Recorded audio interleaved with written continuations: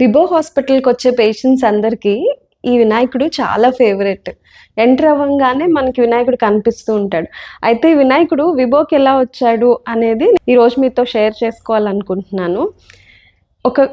ఈ hospital start చేయకముందు ఒక స్కల్ప్టర్‌కి అంటే ఎవరైతే ఈ విగ్రహాలు తయారు చేస్తారో అతనికి బొటనవేలు చాలా వరకు కట్ అయిపోయింది కంప్లీట్‌గా. ఎముక కూడా బయటకొచ్చేసి అలా అయిపోయింది. మీ అందరికీ తెలుసు కదా! ఒక స్కల్ప్టర్‌కి బొటనవేలు ఎంత ఇంపార్టెంట్ అనేది. ఆయనకి మళ్ళీ నార్మల్‌గా ఆయన పని ఆయన చేసుకునే విధంగా, మళ్ళీ విగ్రహాలను తయారు చేసే విధంగా ఆయన బొటనవేలుని ప్లాస్టిక్ సర్జరీ చేసి మళ్ళీ యథాస్థితికి తీసుకురావడం జరిగింది. అప్పుడు ఆయన మన విభో హాస్పిటల్‌కి ఆయన గుర్తుగా ఈ విగ్రహాన్ని బహుమతిగా ఇవ్వటం జరిగింది. అప్పటినుంచి వచ్చే ప్రతి పేషెంట్ కూడా ఎంటర్ అవ్వంగానే చాలా పాజిటివ్‌గా అనిపిస్తుంది, హ్యాపీగా అనిపిస్తుంది అని చెప్తూ ఉంటారు. ఈ వినాయకుడికి ఒక స్పెషాలిటీ ఉంది.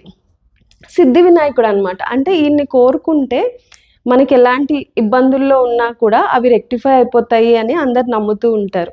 ఇది మా గణేష స్టోరీ. Thank you.